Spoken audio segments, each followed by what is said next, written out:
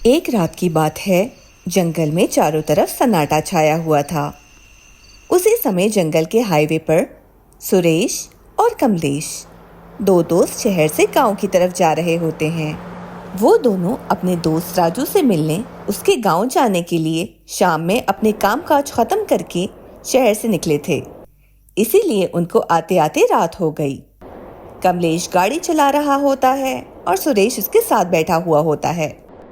भाई कमलेश, तुझे राजू के गांव का तो पता है ना, क्योंकि मैं तो उसके गांव पहली बार जा रहा हूँ। मुझे उसके गांव का रास्ता नहीं पता। हाँ भाई, मैं एक बार आया था। इस हाईवे के ख़त्म होते ही कुछ कच्चा रास्ता है, उसको लगकर आता है राजू का गांव। अब और कितनी देर लगेगी भाई? वैसे भी काफ़ी रात हो गई है। हाँ, और मैंने सुना है रात को हाईवे पर भूत प्रेत घूमते हैं। वो दोनों बातें करते हुए जा रहे होते हैं कि उनको रास्ते में एक लड़की दिखाई देती है जो रोड पर खड़ी लिफ्ट मांग रही होती है। ये लड़की इतनी रात को यहाँ क्या कर रही है? कमलेश, कहीं ये भी कोई चुड़ैल तो नहीं?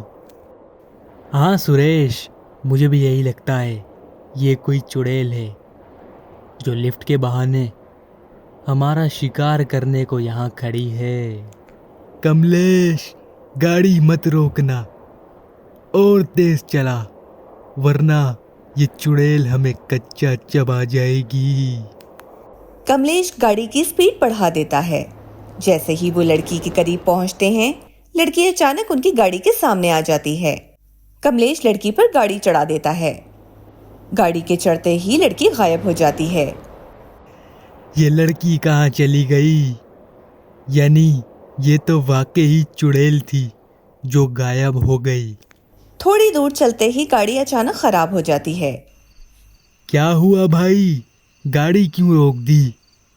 मरवाएगा क्या? वो चुड़ैल पीछे आती ही होगी। गाड़ी रोकी नहीं है, रुक गई है। बाहर निकल कर देखना होगा। कमलेश बाहर गाड़ी ठीक करने जाता है और सुरेश गाड़ी में ही बैठा रहता है। जल्दी कर कमलेश, वो चुड़ैल हमारे पीछे आ रही होगी।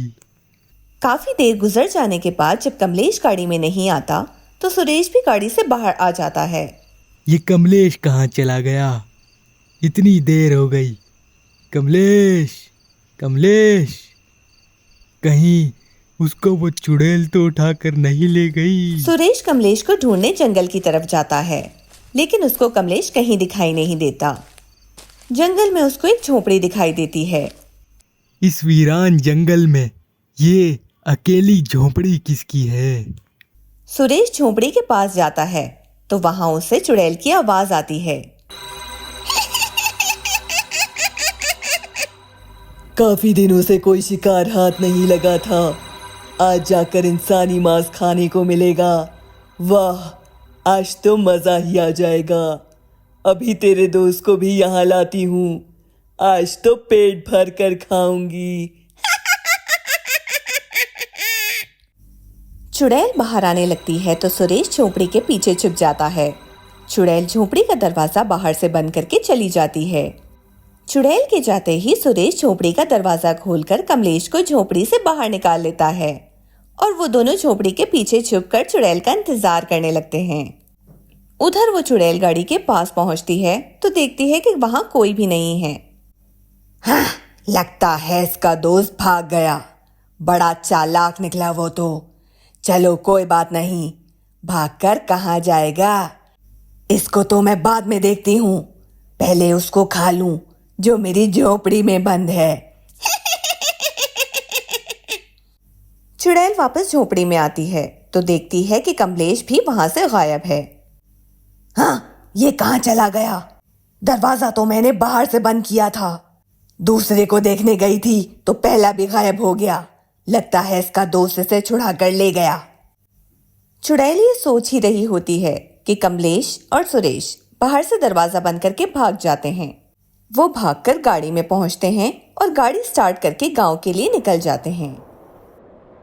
बाल बाल बच गए कमलेश, वरना वो चुड़ैल हमारी चटनी बना देती।